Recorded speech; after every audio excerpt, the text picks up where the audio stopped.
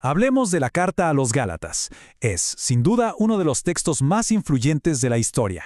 Pero, ¿qué pasaría si también fuera uno de los más malinterpretados? Piénsenlo, por casi 2000 años ha sido la fuente de una división bastante profunda. Hoy vamos a darle la vuelta y explorar una perspectiva completamente diferente. Y para arrancar, quiero plantear una pregunta que de verdad lo puede cambiar todo. A ver, ¿y si esa misma carta, la que tantos usan para argumentar en contra de la ley de Moisés, en realidad estuviera haciendo todo lo contrario? O sea, confirmando su importancia. ¿Se imaginan que la hayamos estado leyendo, digamos, al revés todo este tiempo? Bueno, para poder entender esta perspectiva, primero tenemos que hacer un repaso rápido. Hay que ver cómo se ha leído Gálatas, pues tradicionalmente. Porque claro, es esta interpretación la que ha moldeado siglos de doctrina, la que muchos simplemente dan por sentada. Y aquí es donde la cosa se pone de verdad interesante. Fíjense bien en el contraste. La visión más común nos pinta un cuadro de opuestos, ley contra gracia, ¿cierto? Pero esta perspectiva hebrea nos dice, un momento, el conflicto real es otro. No se trata de la instrucción divina contra la gracia, sino de la instrucción divina pura contra todas esas tradiciones y reglas humanas que se le fueron añadiendo con el tiempo. Y ojo, que esto no es un simple debate teológico, algo abstracto, para nada. Esta interpretación tradicional ha tenido consecuencias muy reales y profundas a lo largo de la historia. Básicamente, ha creado un muro de separación donde, si lo pensamos bien, tal vez nunca debió haber existido uno.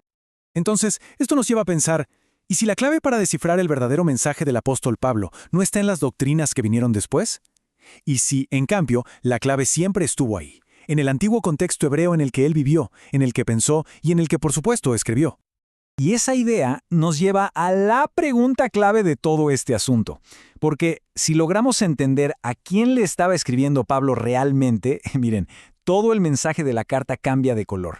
Es como la pieza del rompecabezas que de repente hace que todo lo demás encaje perfectamente. Y la respuesta, o al menos una pista enorme, la encontramos en su misión original, la que se describe en el libro de los Hechos. Y esto es importante. No fue algo que él eligió por su cuenta, fue un llamado directo, con un propósito muy específico, un propósito triple, llevar el mensaje a los gentiles, a los reyes y esto es crucial, a los hijos de Israel. Perfecto. Y aquí, justamente aquí, encontramos la primera gran pista, una que se esconde a plena vista, en una palabra que todos creemos que entendemos a la perfección, la palabra gentiles. Resulta que desde esta perspectiva, para Pablo, la palabra gentiles no significaba simplemente extranjeros o no judíos. No, eran familia. Se refería a los descendientes de esas tribus de Israel que se habían perdido, que se habían dispersado por todas las naciones. Eran, literalmente, las ovejas perdidas de las que hablaban las antiguas profecías. Y si lo vemos así, de repente entendemos la increíble pasión de Pablo. No estaba fundando una religión nueva, para nada. Estaba participando en algo muchísimo más grande, la restauración profetizada de su propio pueblo. Imaginen la escena. Una reunificación familiar a una escala, a una escala masiva. Y esto lógicamente nos lleva a otra palabra clave, iglesia, o en griego, eclesia. Si seguimos esta línea de pensamiento, ya no se trata de un reemplazo de Israel, sino de su continuación. Es en esencia la misma asamblea que fue llamada a salir de Egipto hace tanto tiempo, solo que ahora estaba siendo llamada a salir de su exilio entre las naciones para por fin volver a casa. Claro, y al entender esto, al entender quién era la audiencia, el significado de las buenas nuevas, del evangelio que Pablo predicaba, cambia por completo. Porque, desde esta óptica, el evangelio es mucho más que un mensaje sobre el perdón. Es la increíble noticia de que Él, eterno, está en ese preciso momento cumpliendo su promesa de reunir a su pueblo disperso. Es el anuncio de una restauración, no solo espiritual, sino también nacional.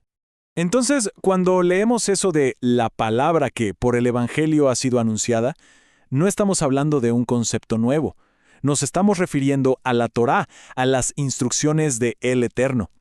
Visto así, el Evangelio no es un abandono de la instrucción, sino todo lo contrario. Es un llamado a regresar a ella, a ese fundamento eterno.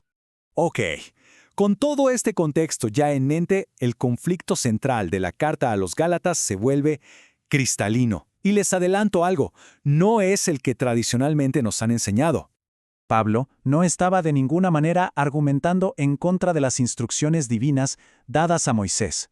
Pensemos, para un fariseo devoto como él, eso habría sido impensable. No. El problema era otro, completamente diferente. Y lo más interesante es que la clave nos la da el propio Pablo. En Gálatas, él mismo escribe que era extremadamente celoso de las tradiciones de sus padres. Ojo, no dice de la ley escrita de el Eterno. Su argumento iba en contra de esas reglas humanas, esas tradiciones que se habían convertido en una carga tan pesada que estaban impidiendo la restauración de todo Israel. Así que, y esto es fundamental, la libertad de la que habla Gálatas no es libertad de la instrucción divina, sino libertad para poder seguirla. Es un llamado a volver a casa, liberando al pueblo de esas tradiciones humanas para que, por fin, puedan caminar con alegría en las sendas antiguas que el Eterno estableció para su bienestar. Y al final, toda esta perspectiva nos deja con una pregunta fundamental, una para reflexionar. ¿El Evangelio es un llamado a abandonar nuestras raíces o es en realidad una invitación a redescubrirlas? Nos obliga a preguntarnos a qué exactamente a lo que estamos siendo llamados a regresar.